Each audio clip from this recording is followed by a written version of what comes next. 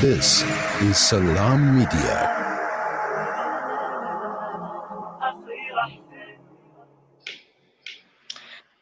Welcome back. You are indeed tuned into Salam Media, and this is our tail end of Mid Morning Talk. And it's been an empowering, fascinating, educational morning. And that theme continues because I have joining me Dr. EV Rapiti, and he's a medical doctor, qualified, a very experienced medical doctor, should I say, qualified in 1977, and he later did a graduate degree in family medicine, and he's had many courses in studies. So he's upskilled himself and acquired a number of postgraduate qualifications to enable him to provide the best service possible to his patients.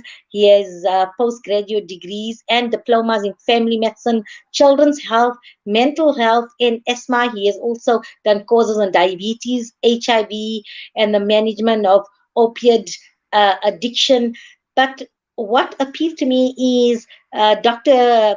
Rapiti is an advocate of lifestyle management. He advises his patient on lifestyle management in order to assist in the prevention and management of chronic illnesses like diabetes, asthma, heart disease. He manages conditions like diabetes, hypertension, diseases, and obesity. He believes that complication from any of these diseases is a failure of proper management of the diseases at primary care level. So that's why I asked him to join us here today, because we know we are, well, I don't need it, I'm confused. So hopefully Dr. Rapiti can provide some clarity in this, that was this virus just now identified in South Africa and a pronouncement made, or is a fourth wave imminent, or we are at the begin infancy stage of this fourth wave, and this the new strain, now it has a name, it's been named Omicron.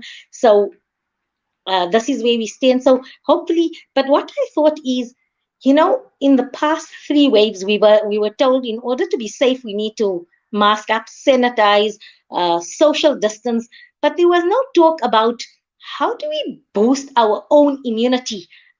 The Almighty has blessed us with soldiers, with defenses, and that. So what do we do? So be it a 10 strain, a new strain, whether it's influenza, be it swine flu making its round, any virus, how do we keep our defenses perked up and in preparation for any onslaught of any virus? What do we do, and what type of preventative measures should be doing? What are we supposed to be arming ourselves with? Which vitamins, which minerals, exercise, what kind of a healthy regime should we be adopting in light of this new announcement? And that's our focus should be, because I mean, yesterday the president's speech is appeal, vaccinate, vaccinate, vaccinate. But has research showed that by us going to vaccinate or getting your booster, and that is it or is it not the what's going to bolster our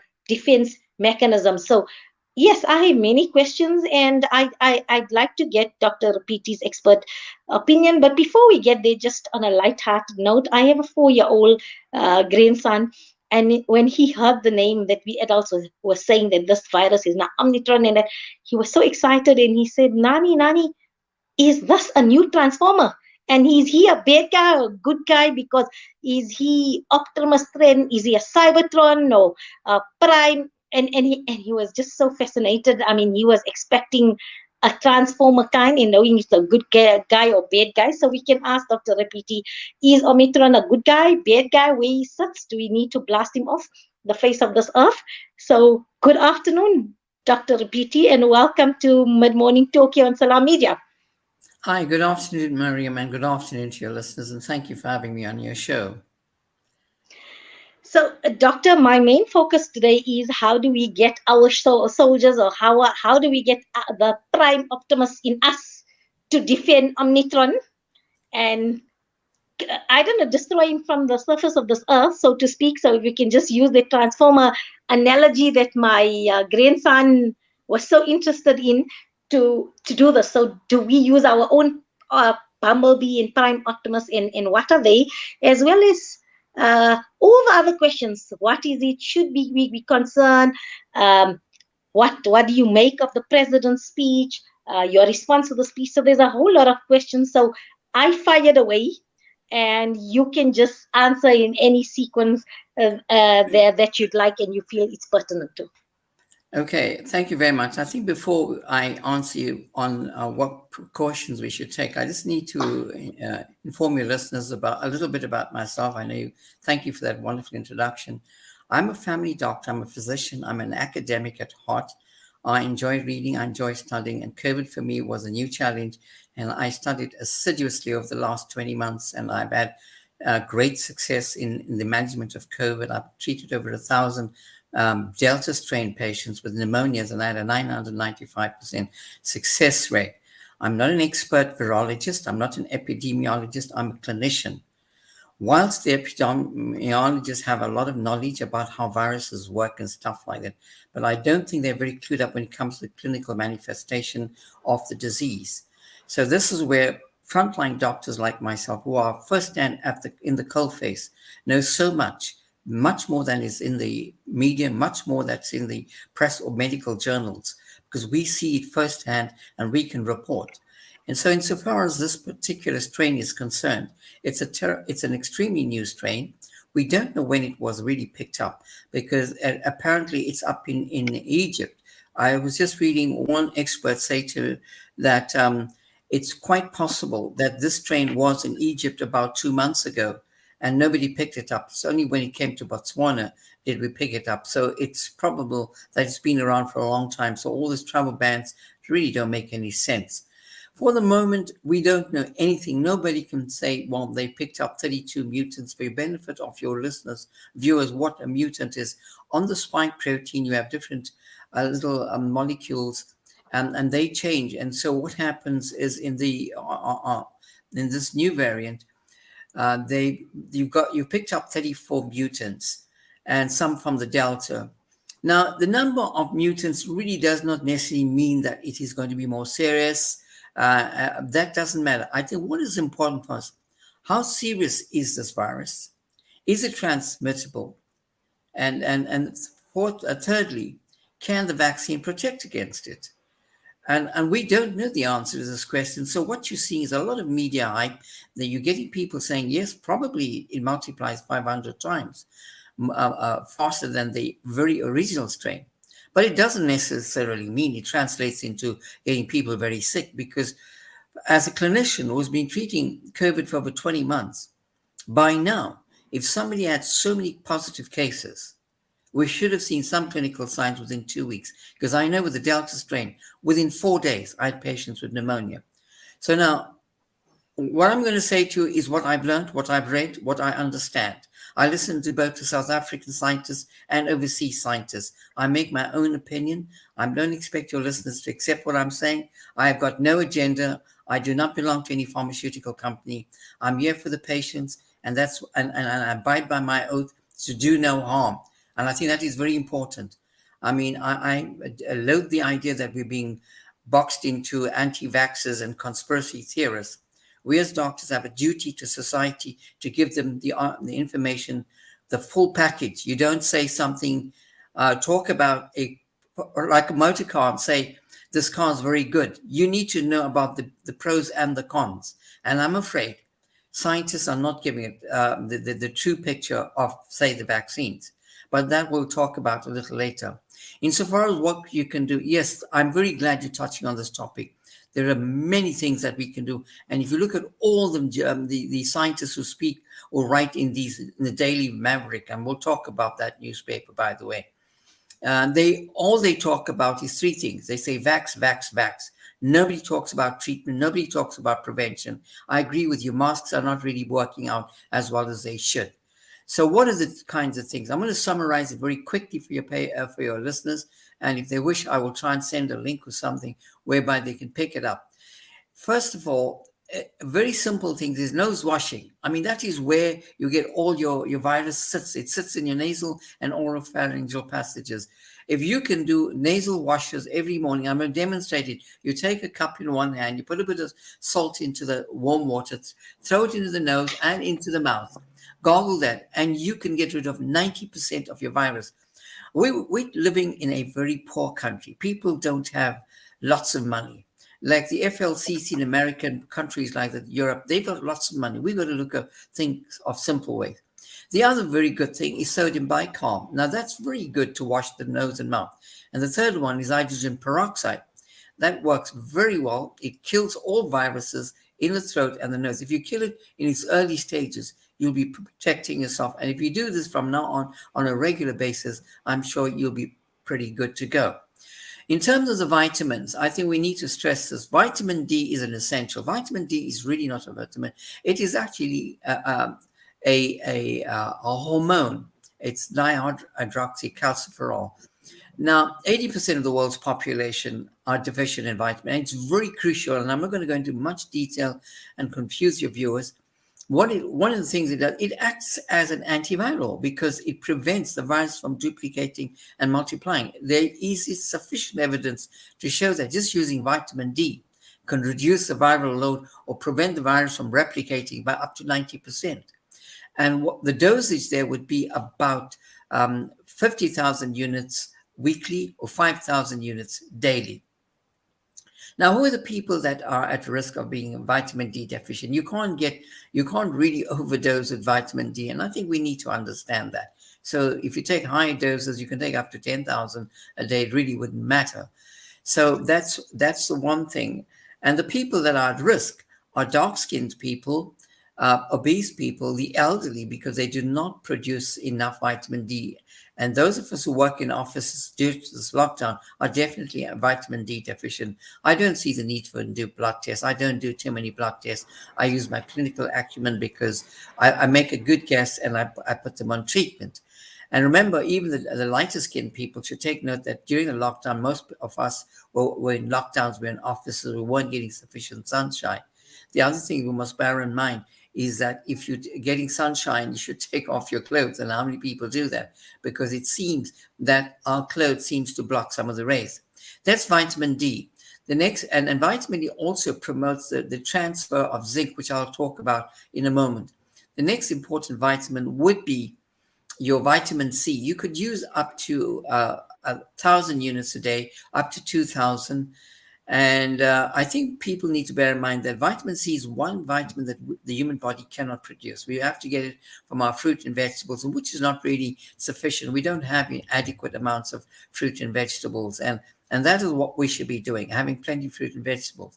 Vitamin C lasts for about 4 hours, so you could take it twice a day. But what I would recommend, 1,000 milligrams daily. Everyone should be taking that. That acts as an antioxidant and stabilizes the macrophages. That's the antibodies in our body.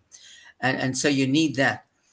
And so the next vitamin would be mineral, would be zinc. Many of us are deficient. In fact, again, over 90% or 80% we deficient in vitamin C, in zinc. Zinc should be at a dose of 40 milligrams. You buy these combinations all in one. You find that they've got about 10 or 20 milligrams, which is not ideal. For an average adult, you need about 40 milligrams of zinc. The role of zinc is, and I'm not going to go into too much detail, but to say that it works on an enzyme in the cell. So what you actually have is a metal that can actually destroy this vitamin. Isn't that wonderful? Better than all your fancy medications. You can use zinc. It enters the cell. It works on an enzyme. This enzyme is required by the virus to replicate. So if you have sufficient zinc, it works on the enzyme. So what you're actually doing is you're denying the virus from replicating. Now, this is a very important point for your listeners and viewers.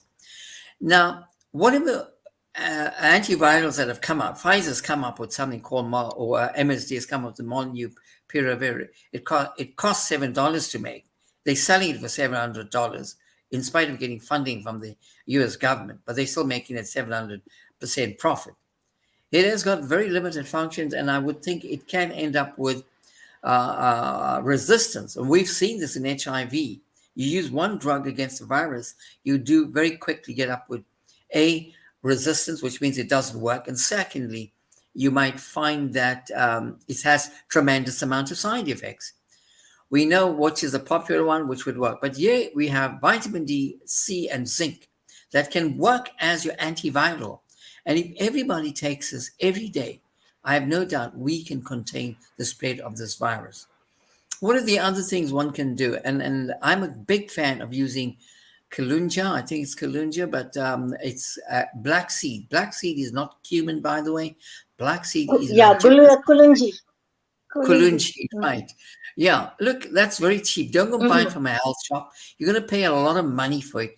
Go to the spice shop. It's about 50 rands for half a kg, and you use 2 teaspoons on your food. If you can do it with a teaspoon of honey, honey has certain enzymes that promotes and enhances the absorption of the Kulunja or black seeds. I think Kulunja, black seeds, is more powerful than most of your current antivirals it's in fact proven to be better than ivermectin, by the way, in killing the virus, preventing inflammation in the lungs, and thinning the blood, and it's got immunomodulatory properties. What do I mean by immunomodulatory properties?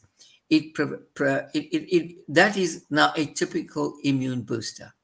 It picks it up. It's cheap. It's effective. I've used it very effectively on my very bad patients with the Delta strain. For those people who don't know, I've treated why I feel very confident about treating even the new Omicron variant. It's just another variant of the same strain of coronavirus. We know, I think, Miriam, we must stop the panic now. We must stop it. We're not talking about March 2020.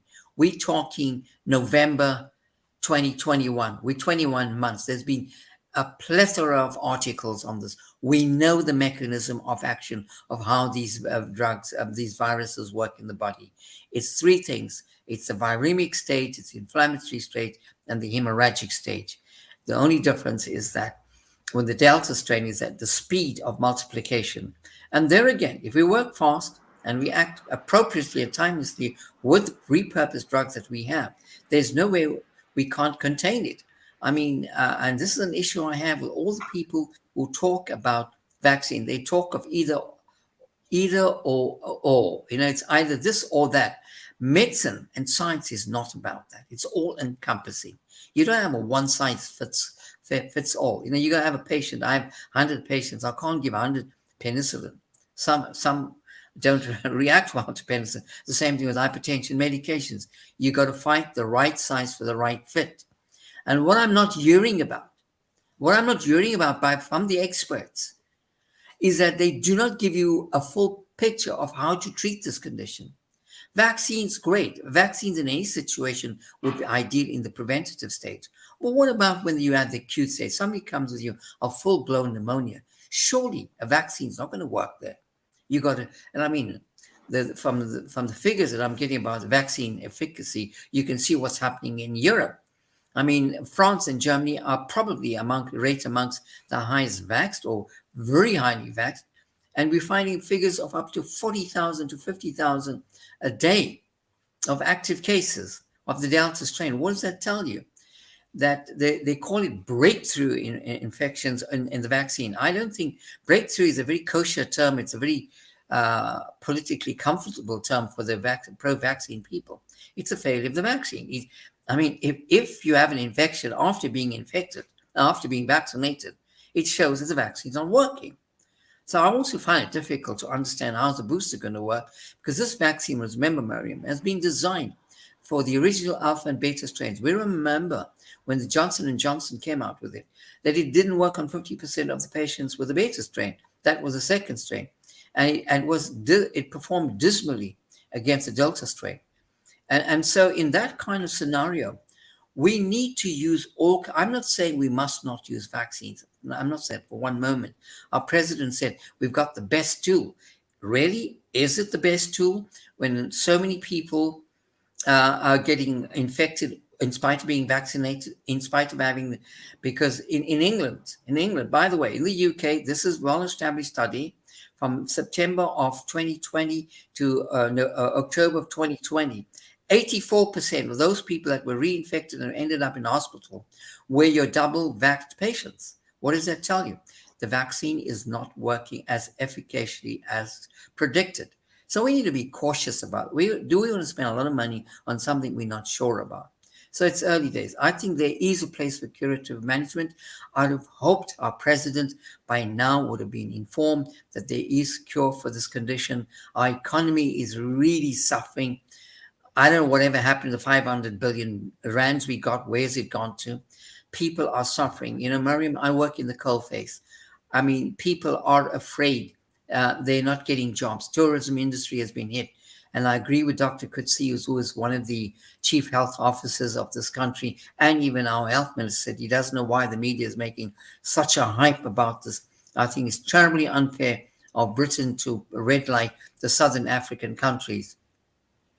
And something I do not understand about experts saying they cannot understand why Africa, with a 6% vaccination rate, has the lowest incidence rate and lowest death rate. There's no rocket science about this. Absolutely none. I think that Africa has been having natural immunity, and the Israel studies have shown that. And I know these professors who wrote an article in today's Daily Maverick. By the way, we were talking about Daily Maverick. They are part of the group that has been funded heavily by the Bill and Gates and Melinda Foundation.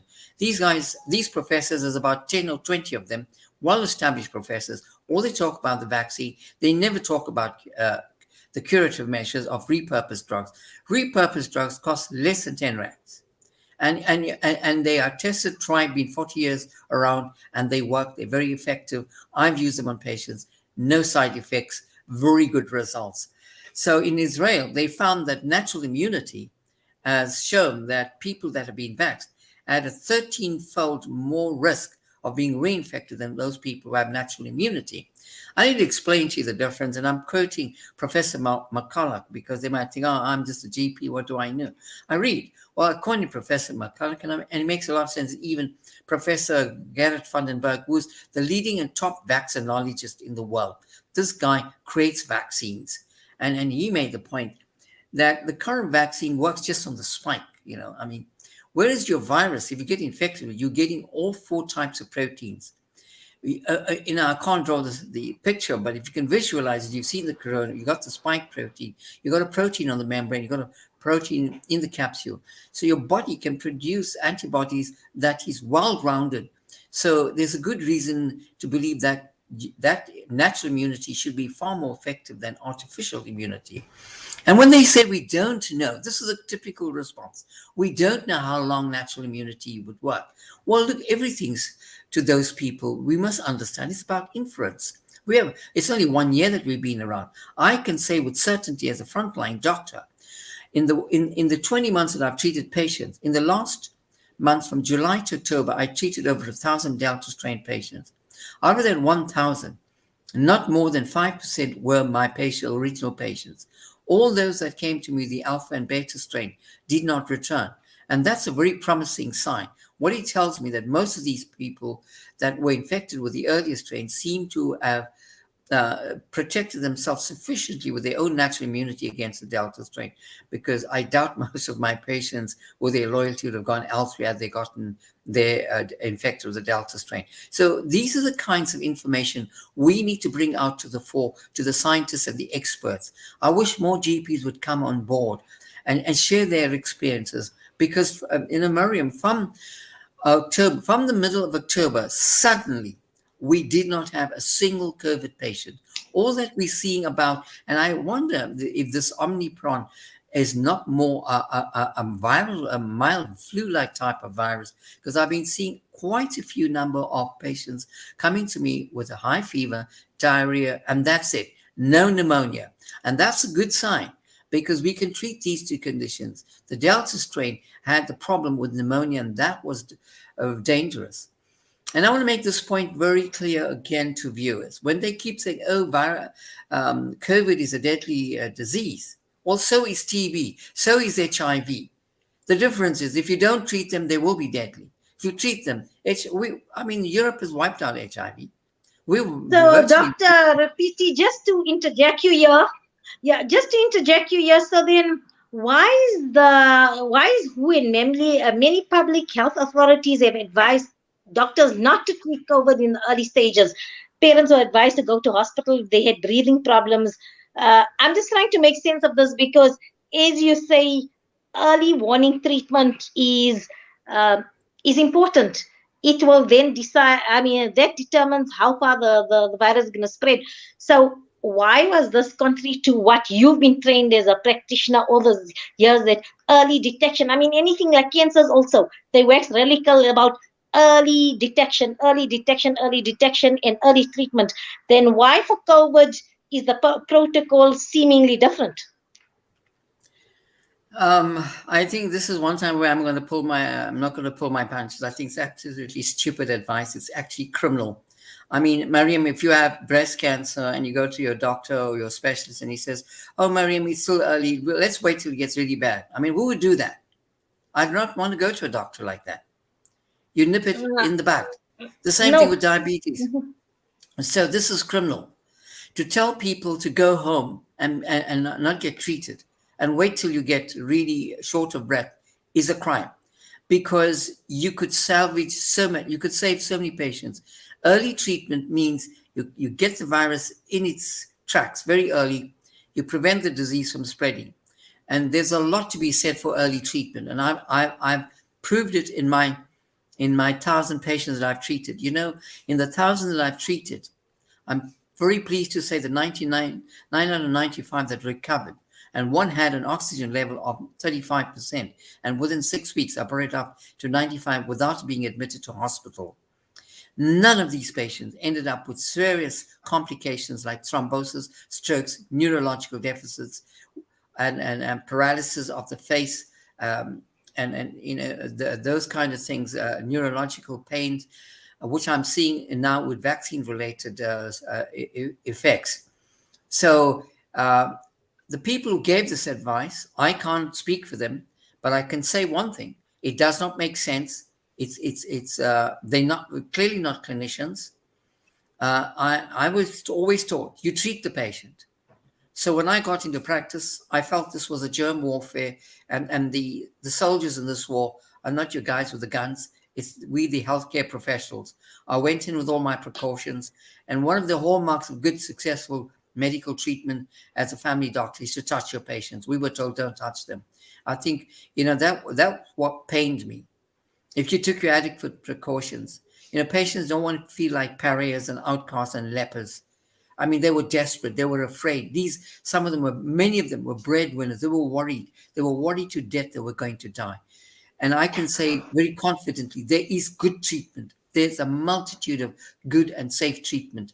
And if we treat early, nobody should land up in hospital. By the way, almost of the 900 patients that got better, none of them landed up in hospital. In fact, two of them in a serious state, or three of them, self-discharged them from our teaching hospitals and came under my care. Put a lot of strain on me. I've been treating patients throughout the country, nationally and internationally, with my protocol. I have a saying, Mariam: when the world has a problem for which there is no solution, it's up to the bright and the skilled to create one. And I feel I'm in that category. When I was told there's no treatment and no management, I looked at all the treatment protocols throughout the world. Yes, I become an avid listener of the great fundis on the management, the great teachers who taught me, and I applied my own mind. And I'm glad I've come up with a methodology of treatment that can prevent one admission to hospital. This is not a told story. I've got all the evidence for it. I've got the video evidence for it. Nobody can think that I'm trying to blow my own trumpet. I think it's a call of humanity to save humanity. That is what our job is. It is one thing that was expected of us as doctors, was to answer the call for help. And I'm afraid the medical profession and fraternity has been polarized, and it was done very meticulously, very avariciously. It was a terrible thing that was done. We could have had difference of opinions, but it doesn't mean we had to go into different camps. Science builds, it thrives on controversy. We got to have difference of opinions. It doesn't mean you anti this and you anti that. I mean, this labeling people anti-vax. I don't like the term vaccine hesitancy and vaccine reluctance. Our patients have seen on the ground what vaccines have done. If they were so safe, if there was, why? Number one, with the drug companies indemnified, immunized, they've been making billions of dollars. Pfizer made lots of money. And I'm seeing these patients. I mean, what happens when they have side effects, Mariam? They can't go to the state. Nobody wants to see them. They have to fork out money going to private GPs like myself. Out of compassion, I'm now doing a lot of pro deo cases because I feel in my heart that these people they did what was told to them, the right thing to do. And they went and did it. And now there's a guy who's lost his sight. He's a lorry driver. What's going to happen to him? I've had another lady. She's had a Bell's palsy. She can't, and she has intractable pain. She wakes up at 2 o'clock in the morning. I'm trying my best to help her. I mean, I'm not saying the vaccine's bad, but I mean, we need to take responsibility. Whoever's promoting it should all, you do not. I think we need to just talk about the Nuremberg Code. The Nuremberg Code, by the way, was written in 1947. And I'm surprised the president didn't take note of that. One of the conditions of the Nuremberg Code after the Second World War was, number one, that nobody should give you any drug without your consent. Number two, you should be told everything about that drug, the adverse effects, and you should be told whether it's safe. Thirdly, they must show you evidence that the drug works. 4, you should have the right at any stage to say, I don't want it. You could have the right to say in the process of using it if you wish to stop it. That, and we're part of the international community. There are 7 items on that. And anybody who defies that code is guilty of treason. And apparently, the punishment is by hanging in those days when we had it. So I fail to see how governments, authorities can defy such a code. This is your... So, Dr. Rapiti, I think today most of South Africa woke up and they are in panic, especially with people with pre-existing conditions are now really. So I've got Michelle asking a question. I was diagnosed with GBS in 1994. I'm experiencing lots of pain in my joints, hip, back, and also tingling sensation in my arms and legs. Can I take the vax? I don't want to, but need to advise now that it looks like it's going will be made mandatory by the looks of it. So I think many are grappling with this, especially those for health reasons did not want to take the risk of being vaccinated. They might now be discriminated in the workplace, etc., etc., etc. And now you speak of the Nuremberg Code. Does it still have value? What about our constitutional right? Yes. We have a most progressive constitution. So I know there were court cases where constitutionally you cannot be forced. I hear CCMAs have loads and loads. They are swamped and inundated with cases where workers are being forced to be vaccinated. So I think yesterday's announcement with the president and I don't know, was it inkings or was it hints that South Africans, it's going to be mandatory to be vaccinated? What's going to happen is our courts going to be inundated with issues, human rights violations, medical health violations. Yes, I think that is true. In fact, I found it a bit shocking when he said that many other countries are making it mandatory. Which countries is he talking about? Because those countries he's talking about does not have our constitution. You and I probably remember the days we fought for our freedom. We fought for a Bill of Rights. And we've got the most advanced constitution in the world, far better than that of America. So I'm shocked that one could just glibly say, yes, you can go ahead with making it mandatory to use the vaccine. Well, let me just remind your listeners and your viewers and the president, Section 2 of the Bill of Rights states very clearly that you have a right to privacy. Nobody has a right in any form or way to attack you, even assaulting you in any way is viewed as an invasion of your privacy. Nobody can impose or coerce you with anything. You have a right to refuse and reject. Nobody should that to force you to make something mandatory is actually violating that particular right. There are four things that needs to be considered before anybody's given anything. First, they've got to be their consent has to be sought.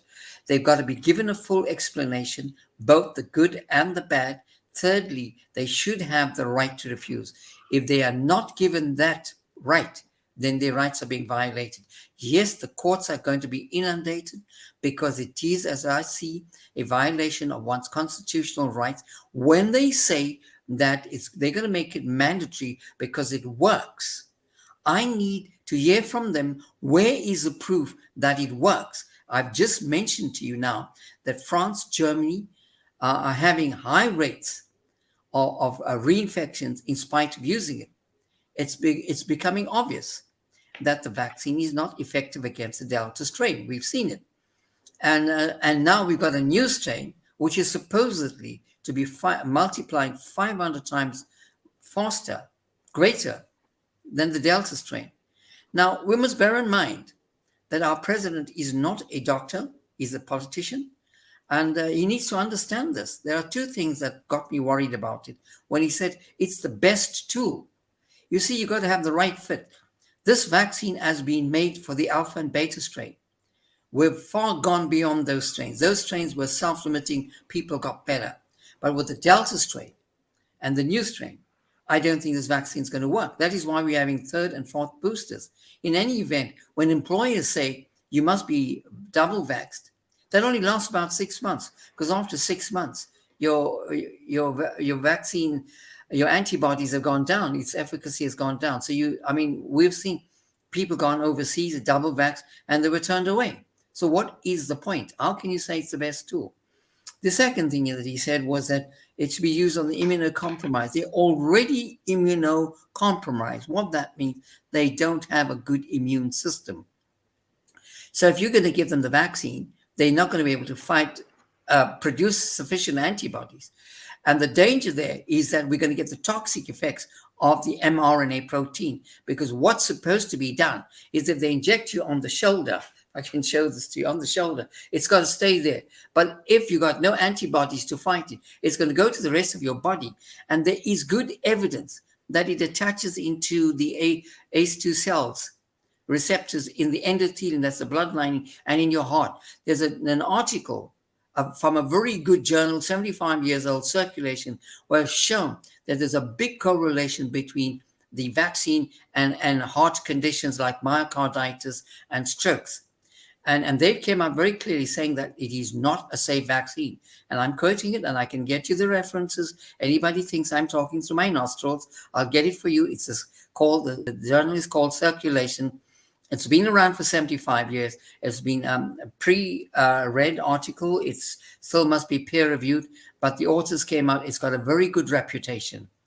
So there you have it. There's going to be lots of people. And as for your patient with the Guillain-Barré, frankly, I'm not an expert on this, but I've seen lots of patients that were normal that came in with neurological problems. So I'd be very reluctant to add to this poor lady's woes by giving a vaccine, and there is a definite risk. Then we must also talk about children. Why are children getting it? Because 99.9 to 100% recover. Miriam, in my practice, in the 3 months that I treated the Delta strain, I don't think I saw more than 3 children, and I have a big pediatric practice in Mitchell's Plain. I've not seen more than 3 children that came to see me with the flu. What does that tell you?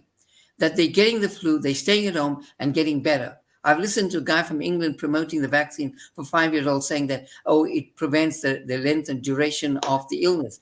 That's absolute rubbish, because these children, as far as I've seen, get better within 2 days. For some reason, children recover much quicker without complications. I've not seen one pneumonia, one cardiac problem. Well, I've only seen 3 of them come to me. The only ones that had come to me is now in October, after the Delta strain has left us. So that's another area of contention, because there's a big risk of these children with a vaccine ending up with a severe myocarditis.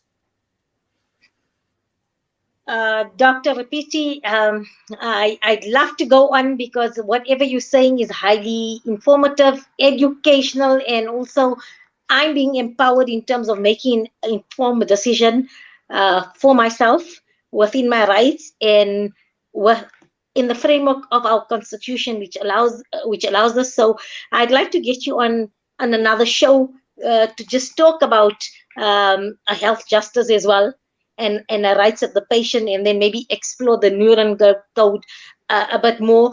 But for now, thanks so much. Please, I just like to summarize Can I just say what one doctor more said thing? in terms of getting preventative care. Mhm.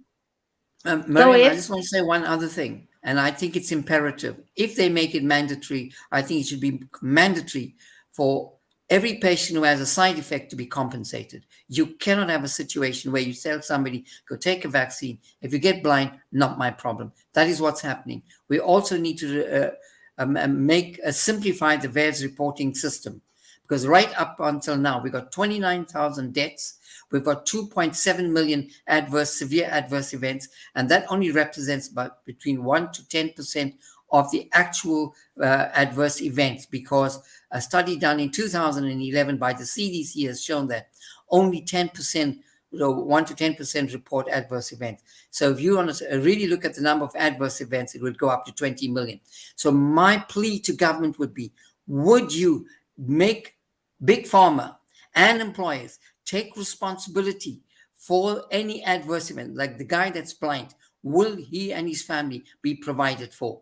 I like the case of what's happening in India. A guy is suing Bill Gates and his partner for his death. The family, 23-year-old guy, took the Novavax, died. He's suing them for, I think, some couple of $100 million. Then if you can do that, then make it mandatory. But you don't make it mandatory and say, if there's an adverse event, go jump in the lake.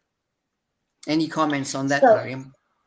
I just like to summarize importance of nasal washing, vitamin D, C, and zinc to prep up your own soldiers in your body. So thanks so much. It's been a Black seed. fascinating discussion. Black seed. Don't forget black seed. Black, yes, our kulunji. I mean, that's my daily go to pick me up. So, I mean, that's in our home. And actually, just a little tip to the listeners. So, when you're preparing your onion for your curries, along with my cumin, I'm throwing in the black seed. So, to flavor it like that, so then the kids don't even know they're eating it. So I'm throwing black seed in there as well.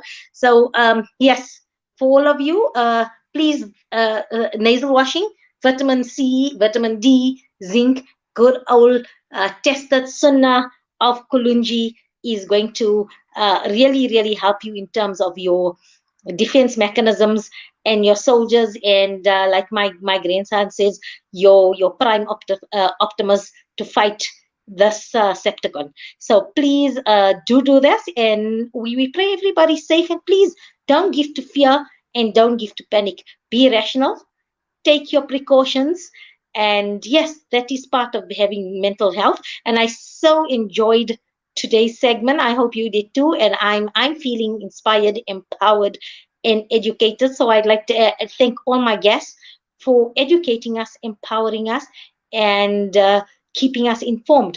Until next week, peace and blessings to all of you.